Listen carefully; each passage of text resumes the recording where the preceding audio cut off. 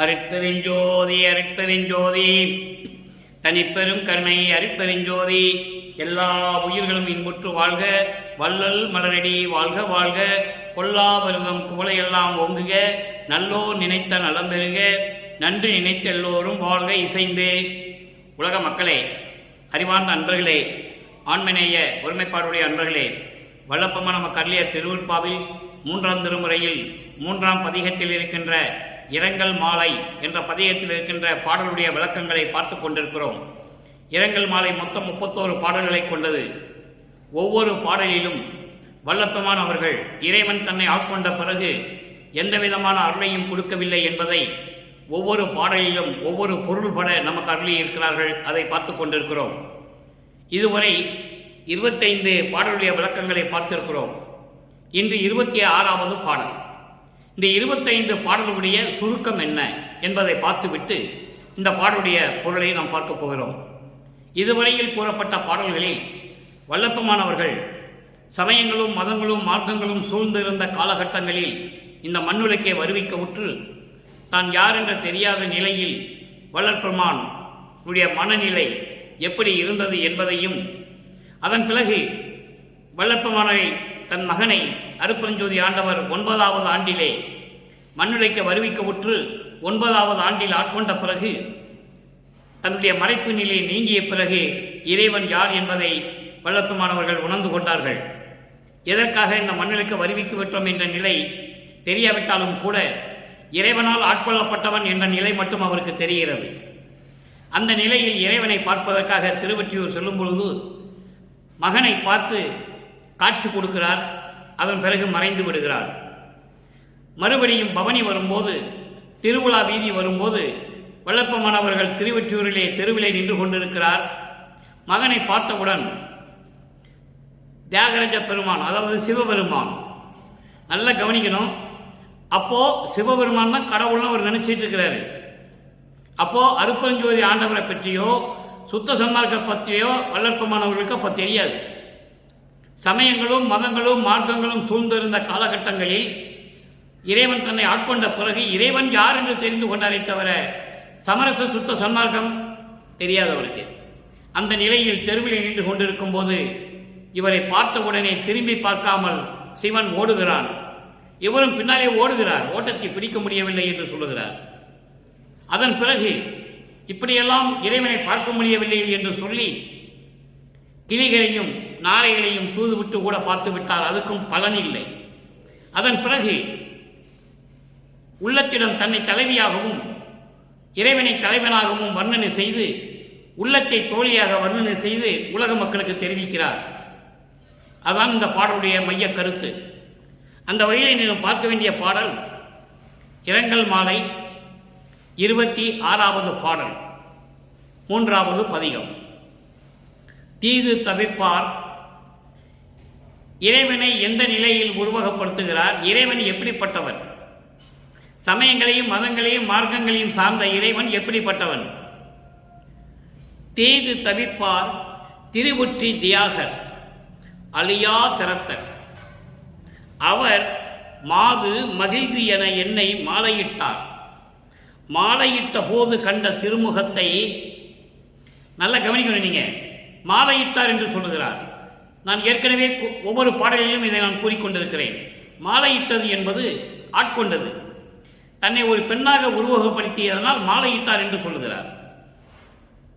மாலையிட்ட போது கண்ட திருமுகத்தை போற்றி மறித்தும் கண்டறியேன், கோது கண்டேன் மாதே என் குறையை எவருக்கு கூறுவேனே. இது பாடல்.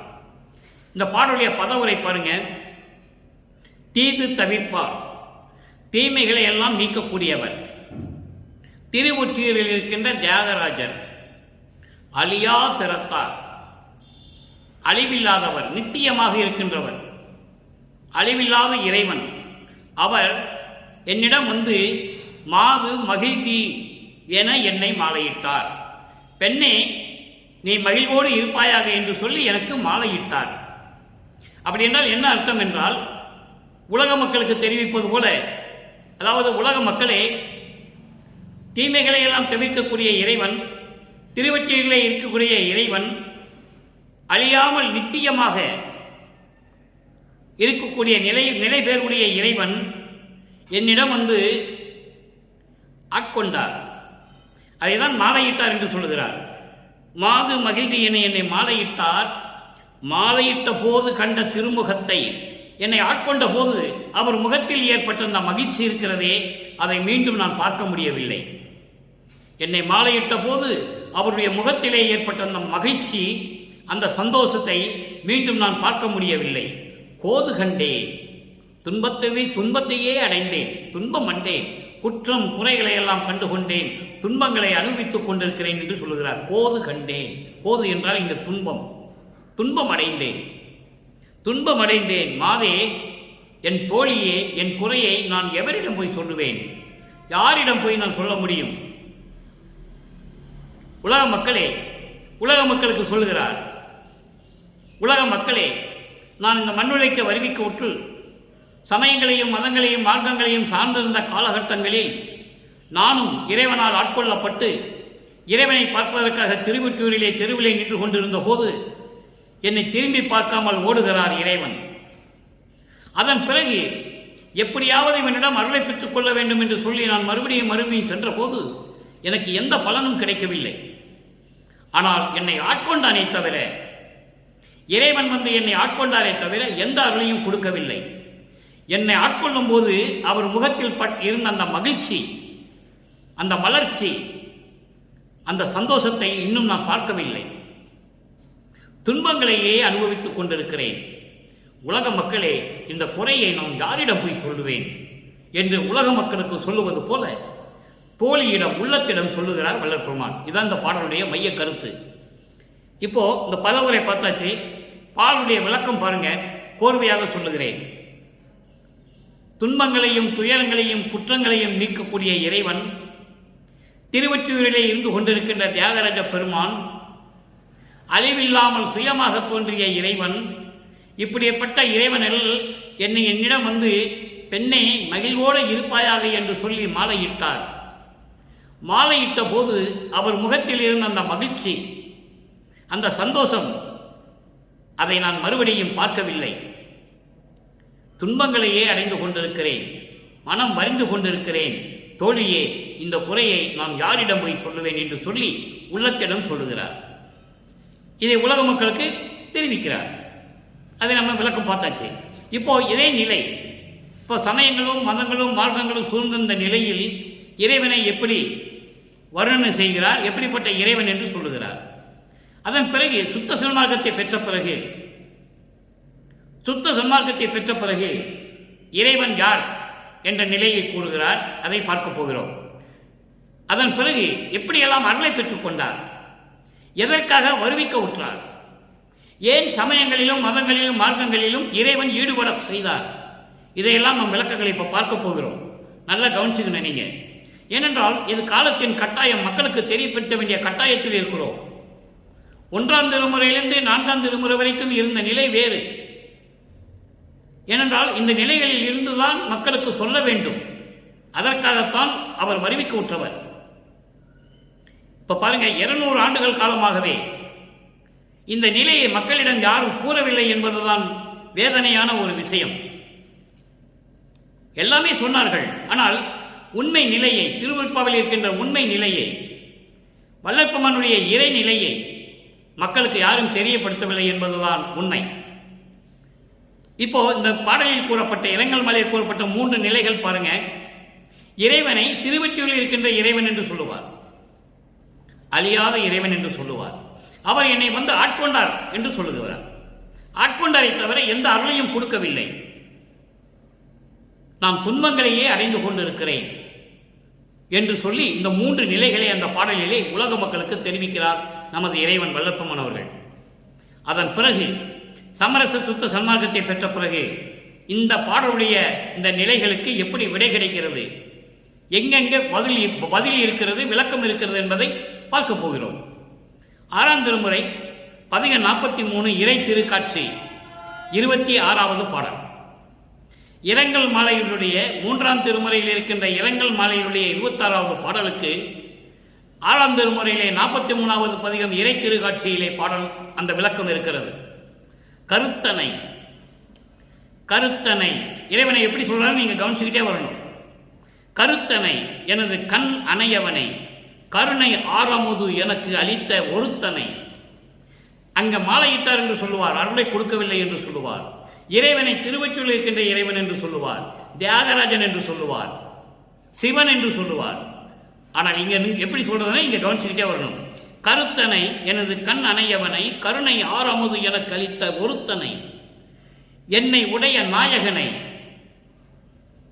என்னை உடைய நாயகனை, உண்மை வேத ஆகம முடியின் அறுத்தனை, வரனை, அபயனை, திருச்சிற்றம்பலத்து அருள் நடம் புரியும் நிறுத்தனை, எனது நேயனை, ஞான நிலையனை கண்டுகொண்டேனே. கருத்தனை என்பது அருப்பெருஞ்சோதியை. அருப்பெருஞ்சோதியை எனது கண் போன்றவனை, கண் அணையவனை என்று சொல்கிறார். அணையவன் என்றது போன்றவன், என் கண் போன்றவனை. அருப்பெருஞ்சோதியை என் கண் போன்றவனை, கருணை ஆரமுது எனக்கு அளித்த. ஆரமுது என்பது எல்லா அருள் வல்லமைகளையும், எல்லா அருள் வல்லமைகளையும் எனக்கு அளித்த. ஐந்தொழில் மட்டுமல்ல, படைத்தல், காத்தல், அழித்தல், மறைத்தல், அருளல் 5 தொழில் மட்டுமல்ல, எல்லா நிலைகளையும், தத்துவங்களை கடக்க செய்வது, அந்தங்களை கடக்க செய்வது, சரியக்கிரிய யோக ஞானம் என்ற 16 நிலைகளை கடந்து செய்வது, ஏமசித்தியை கொடுப்பது, சாகா கல்வியை கொடுப்பது, இப்படி எல்லா அமுதங்களையும், அதான் ஆறமுது என்று சொல்லுகிறார். எல்லா அமுதங்களையும் எனக்கு அளித்த ஒருத்தனை, ஒரே ஒரு இறைவன் பிரபஞ்சத்திற்கு, ஒரே ஒரு இறைவன் தான் அருப்பெருஞ்சோதி. அப்படிப்பட்ட ஒருத்தனை, என்னை உடைய நாயகனை, என்னை ஆட்கொண்ட நாயகனை, உண்மை வேத ஆகமொழியில் அறுத்தனை. வேதம் அதாவது வேதங்களும் சிவநெறி நூல்களின் விளக்கங்கள், முடிமேல் என்பது விளக்கங்களின் மேல், அது முடிவான விளக்கம் அல்ல. வேதங்களும் சிவநெறி நூல்களும் சொல்லுவது முடிவான முடிவல்ல.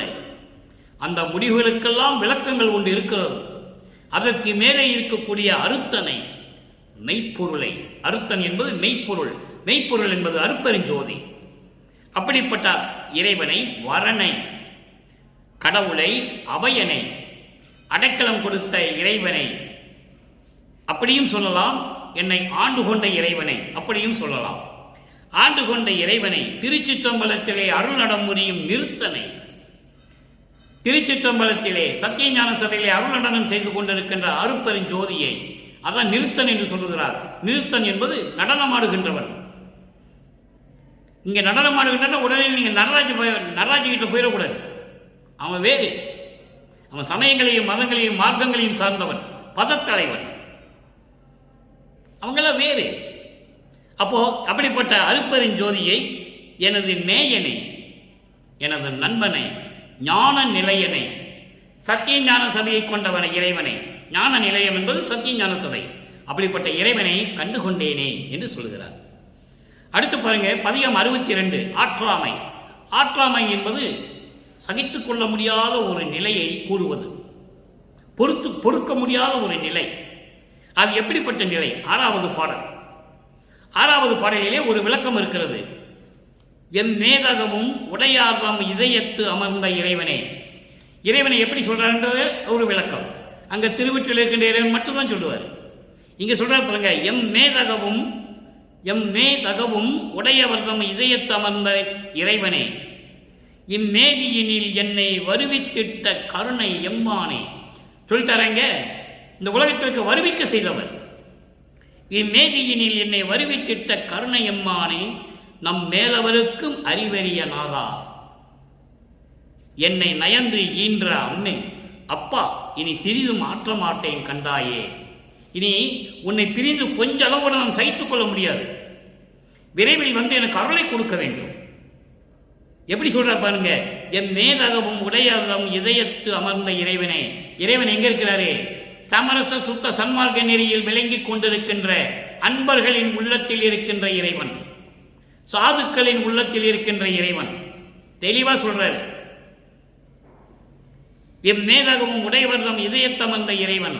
என்னுடைய மார்க்கமான சமரச சுத்த சன்மார்க்கத்தில் விளங்கிக் கொண்டிருக்கின்ற அன்பர்களின் இதயத்தில் இருக்கின்ற இறைவன், சாதுக்களின் இதயத்தில் இருக்கின்ற இறைவன், என் மேதியினில் இந்த உலகிலே என்னை வருவித்திட்ட கருணை எம்மான், கருணை இறைவன், என்னை வருவிக்க செய்த இறைவன். சாதாரணமாக பிறக்கல, எல்லாருமே பிறந்தாருன்னு சொல்லுவாங்க. மருதுள்ள பிறந்தாரு, ராமையா பிள்ளைக்கும் சின்னையம்மையாருக்கும் பிறந்தாருன்னு சொல்லுவாங்க. பிறந்தது உண்மைதான், ஆனால் வருவித்து விட்டவர் யார்? அதை மக்களிடம் சொல்ல வேண்டும். காலத்தின் நியதி கட்டாயத்தினால் அவர்கள் ஒரு குழந்தையை பெற்றுக் கொடுத்தார்கள், அதுதான் உண்மை. இம்மேதியினில் என்னை வருவித்திட்ட கருணையம்மான், என்னை வருவிக்க செய்தவன், ஆன்ற சன்மார்க்கம் அணிபெற என்னைத்தான் ஈன்று இனி அமுதளித்த நற்றாயன்னு சொல்லுவார். அப்படிப்பட்ட இறைவன் நான் வருவிக்க உற்றவன். நம் மேலவருக்கும் அறிவறிய நாதா.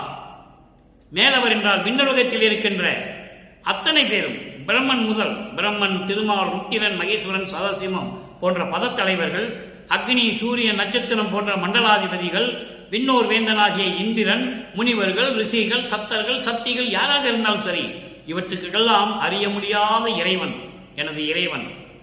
அறிவறிய நாதா, என்னை நயந்து ஈன்ற, என்னை விரும்பி ஒரு தாயின் வழியாக வருவிக்க செய்த என் அம்மா, என் அப்பா, இனி சிறிதும் நான் மாற்ற மாட்டேன் கண்டாயே. பார்த்துக்கோ, இனிமேல் நான் கொஞ்சம் கூட பொறுக்க மாட்டேன். சீக்கிரம் வந்து அருளை கொடுத்து எல்லா வேலையும் முடிச்சுக்கோ. அடுத்து பாருங்க, 97 நடராஜ பதிமாலை. நடராஜ பதிமாலை என்பது அருப்பெருஞ்சோதி ஆண்டவரை பற்றியது. நல்லா கவனிச்சுக்கணும். நீங்க உடனே உங்க சிந்தனை அங்கே போயிடக்கூடாது, சிதம்பரத்துக்கு போயிடக்கூடாது. சிதம்பரம் நடராஜன் கிடையாது. இது நடராஜபதி மாலை என்பது அருப்பெருஞ்சோதி ஆண்டவருடைய அருள் மாலை. 26வது பாடல், இரங்கல் மாலையினுடைய 26வது பாடலுக்கு நமது அருப்பெருஞ்சோதி ஆண்டவருடைய மாலை, அருள் மாலை, நடராஜபதி மாலையிலே 26வது பாடல். துன்பமெல்லாம் தீர்ந்தன. முதல்ல பாட்டை படிச்சிடுறேன், அப்புறம் விளக்கம் சொல்றேன். துன்பமெல்லாம் தீர்ந்தன, சுகம் பலித்தது, நினை சூழ்ந்தது அருள் நிறைந்தே, சுத்த சன்மார்க்க நிலை அனுபவம் நினைக்கே சுதந்திரமானது, உலகில் வம்பு எல்லாம் நீக்கி நல்வழியெல்லாம் ஆக்கி மெய்வழியெல்லாம் பெற்று மிகவும் மண்ணுயிர் எல்லாம் கழித்திட நினைத்தனை. மகன்கிட்ட சொல்றார், உந்தன் மன நினைப்படிக்கே அன்பா நீ பெருக, உளவாது நீடூழி விளையாடுக. இந்த பிரபஞ்சத்தில் யாருக்கும் இந்த பலன் இல்லை. எத்தனையோ பேர் தோன்றினார்கள், பிறந்தார்கள், இறந்தார்கள், முத்தி அடைந்தார்கள், கர்ம சித்தி யோக சித்தியில் போனார்கள். அவ்வளவுதான், அவங்க கதை அதோட முடிஞ்சு போச்சு. நீ பெருக, உளவாது நீடூழி விளையாடுக, அருப்பெருஞ்சோதியாம் ஆட்சி தந்தோம், உன்னை கைவிடோம் ஆணை, நம் ஆணை என்று இன்புற திருவாக்களித்து என் உள்ளே கலந்து இசைவுடன் இருந்த குருவே, எல்லாம் செய்யவல்ல சித்தாகி மணிமன்றில் இலங்கும் நடராஜபதியே, அருப்பெருஞ்சோதியே. நடராஜபதி என்பது அருப்பெருஞ்சோதி. இப்ப பாருங்க, துன்பமெல்லாம் தீர்ந்தன. இந்த சமயங்களும் மதங்களும் மார்க்க நெறிகளிலுடைய துன்பங்கள் எல்லாம் தீர்ந்து விட்டது, அழிந்து விட்டது. சமயங்களும் மார்க்கங்களும் முடிஞ்சு போச்சு. சுகம் பலித்தது, பேரின்பம் கிடைத்தது, நினை சூழ்ந்தது அருள் நிறைந்தே, சுத்த சன்மார்க்க நிலை அனுபவம் நினைக்கே சுதந்திரமானது. உனக்கு மட்டும்தான் இந்த பிரபஞ்சத்திலே சமரச சுத்த சன்மார்க்கம் கிடைத்ததே, அந்த நிலை உனக்கு மட்டும்தான், வேற யாருக்கும் கிடையாது. அந்த சமரச சுத்த சன்மார்க்க நிலை மக்கள்கிட்ட போய் சேர வேண்டும் என்பதற்காகத்தான் உன்னை நான் வருவிக்க விட்டேன் என்று சொல்லுகிறார் இறைவன்.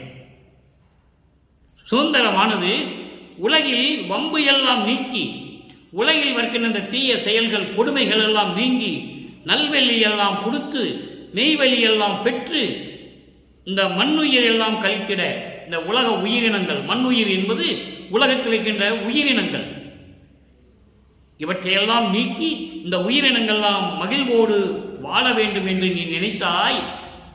மகனிடம் சொல்லுகிறார் அருப்பெருஞ்சோதி, மகனே, இப்படியெல்லாம் நீ நினைத்தாய் அல்லவா?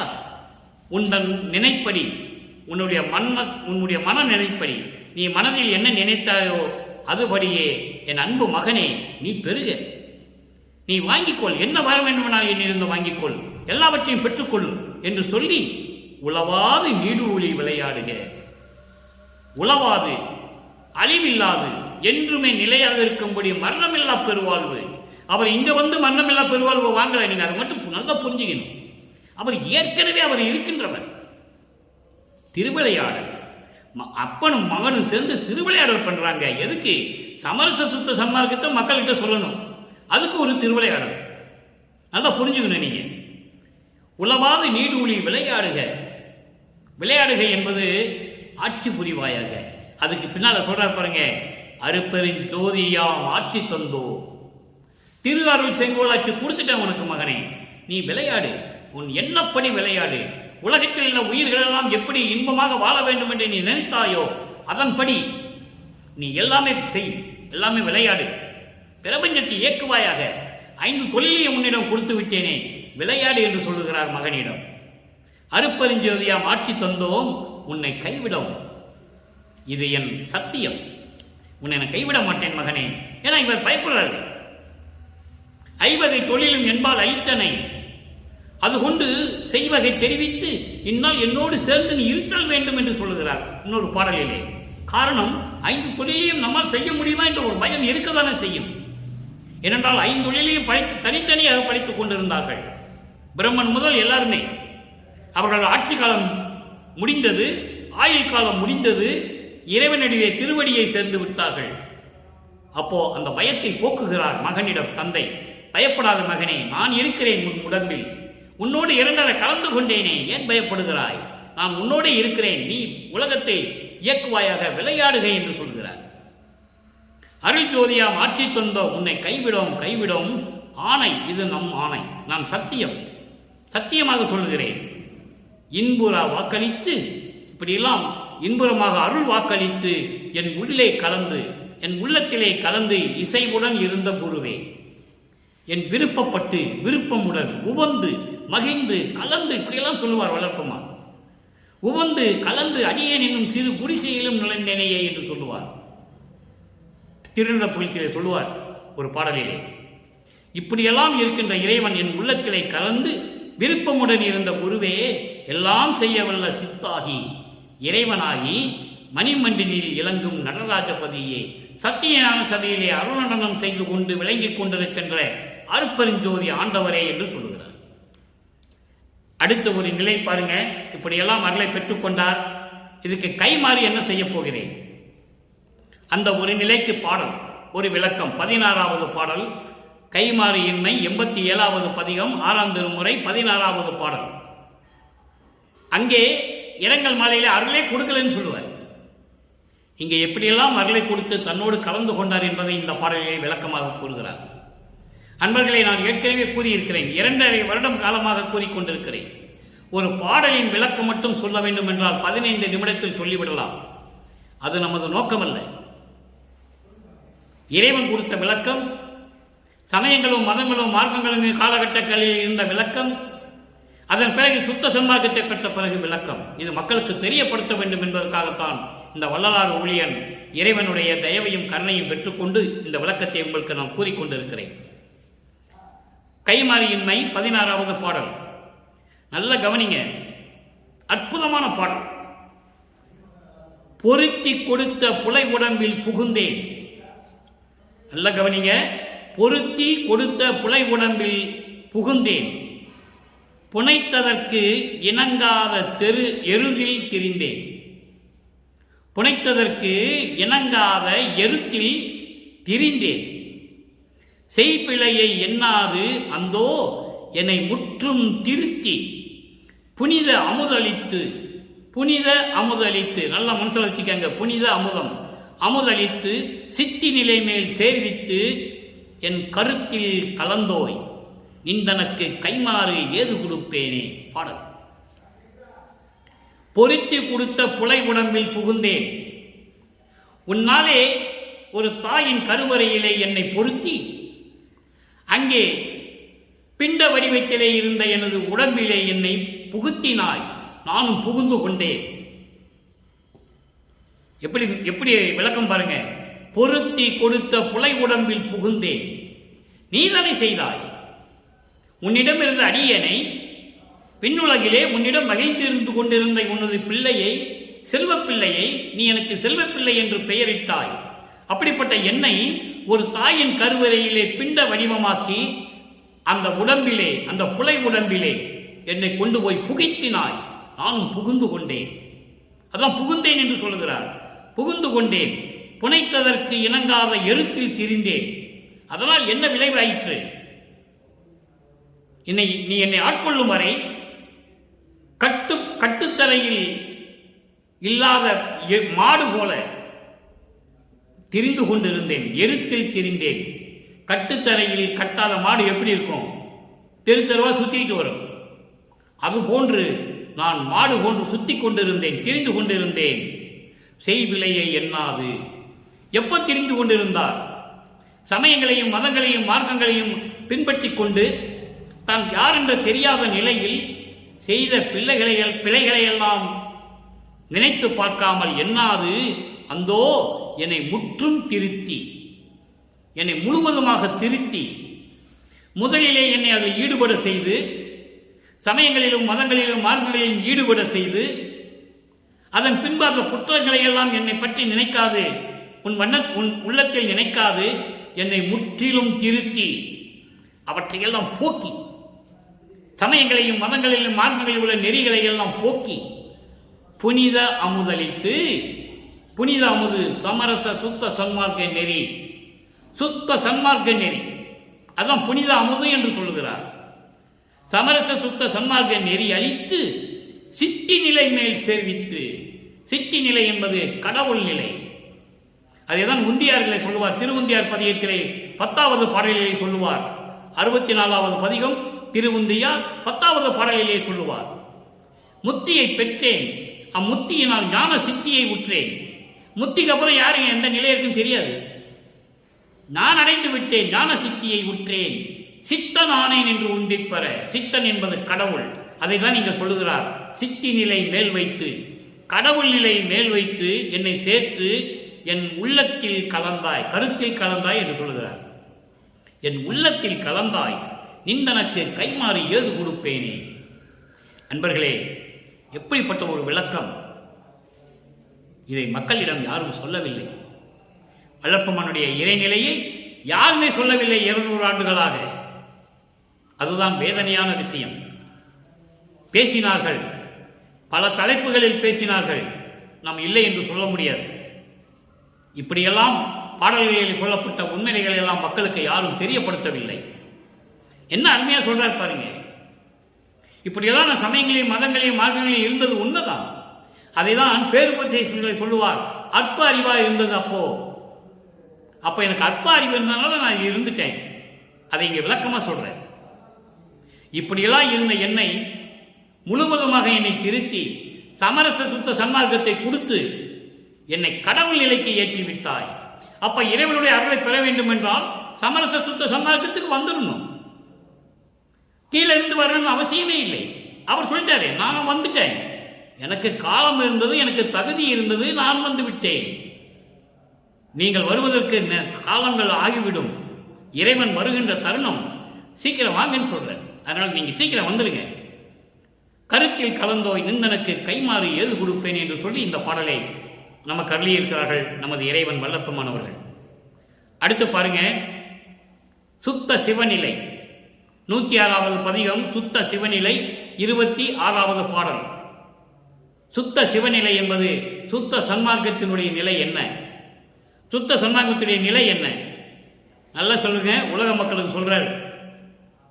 எந்த இறைவனும் சொன்னதில்லை, எந்த மகானும் சொன்னதில்லை, எந்த ஞானியும் சொன்னதில்லை. வல்லப்பமான உலக மக்களுக்கு சொல்றார் பாருங்க. சத்தியம் செய்கின்றேன் சகத்தி. உலக மக்களே, நான் சத்தியம் செய்கின்றேன். இறைவனே சத்தியம் என்றார். அதற்கு காரணம் என்ன? 4 யுகங்களிலும் மக்கள் மனதிலே கரையை ஏற்படுத்தி விட்டார்கள். அழுக்காறு என்று சொல்லுவார் வளர்ப்பமான், அழுக்காற்று என்று சொல்லுவார். அந்த கரையை போக்க வேண்டும். மக்களின் மனதில் இருக்கின்ற பயத்தை போக்க வேண்டும். அதான் சொல்றாரு, சத்தியம் செய்கின்றேன் சகத்தீர். உலக மக்களே, நீங்கள் தெரிந்து கொள்ளுங்கள், அறிவீன்கள். நீங்கள் தெரிந்து கொள்ளுங்கள், சித்தியெல்லாம் வல்ல சிவம் ஒன்றே நித்தியம் என்று என்னும் எண்ணத்தாலே நம் எண்ணமெல்லாம் கைகூடும். இது ஒரே வரி. அதாவது சித்தியெல்லாம் வல்ல சிவம் ஒன்றே நித்தியம் என்று என்னும் எண்ணத்தாலே நம் எண்ணமெல்லாம் கைகூடும். எவ்வளவு எளிமையா சொல்றார் பாருங்க. உலக மக்களே, நான் சொல்லுவதை கேளுங்கள். நான் சத்தியம் செய்கின்றேன். நான் சொல்லுவதை கேளுங்கள். சித்தியெல்லாம் வல்ல சிவம், சித்தி வல்லாம் சிவம் ஒன்றே. சித்தியெல்லாம் வல்ல பெற்ற அருப்பெருஞ்சோதி ஒன்றுதான். அருப்பெருஞ்சோதியை ஆண்டவர் ஒருவர்தான் நிலையானவர் என்று நீங்கள் நினைத்து விட்டாலே போதும், உங்கள் எண்ணமெல்லாம் கைகூடும்.